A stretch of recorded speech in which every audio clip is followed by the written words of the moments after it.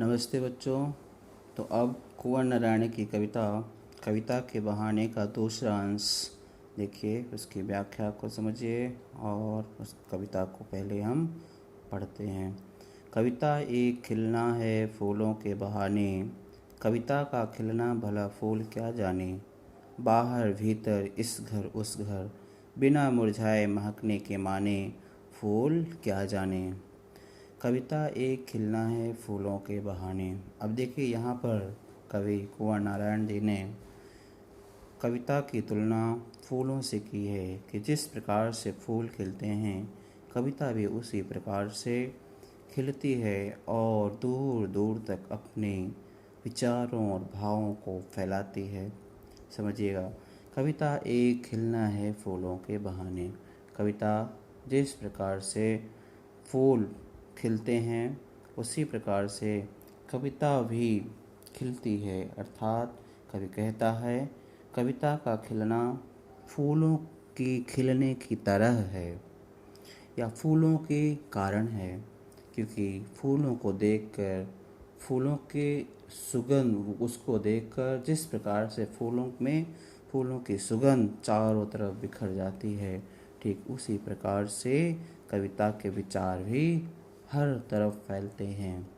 कविता का खिलना भला फूल क्या जाने, लेकिन कविता के खिलने और फूल के खिलने में सूक्ष्म अंतर है।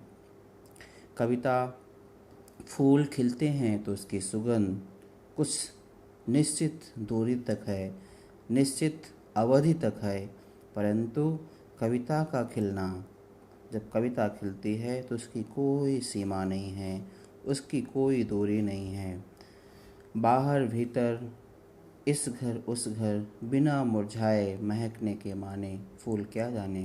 तो फूल बाहर घर में, घर के बाहर, घर के भीतर कुछ समय तक, जब तक खिला हुआ है तब तक उसकी सुगंध है, और जब मुरझा जाता है तो उसकी सुगंध खत्म हो जाती है। परंतु फूल कविता के खिलने की कैसे जान सकता है, क्योंकि कविता तो नश्वर है, उसके विचार हमेशा हमेशा रहते हैं। फूल मुरझा जाते हैं परंतु कविता नहीं मुरझाती है, उसकी परिणति निश्चित होती है। वे घर के अंदर बाहर, एक घर से दूसरे घर में अपनी सुगंध फैलाते हैं, परंतु शीघ्र ही नष्ट हो जाते हैं। कविता बिना मुरझाए लंबे समय तक लोगों के मन में व्याप्त रहती है।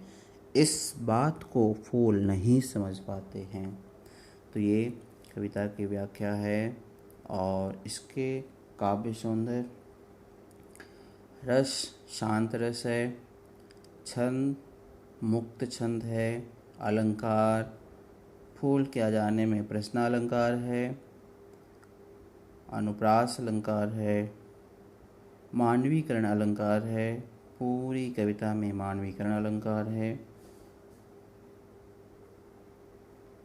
कहीं कहीं पर वक्रोक्ति अलंकार का भी प्रयोग किया गया है।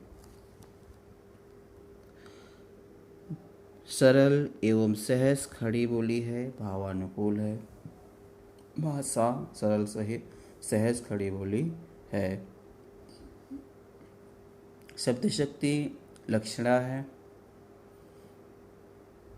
तो पूरी कविता की व्याख्या ये है और उसका काव्य सौंदर्य है।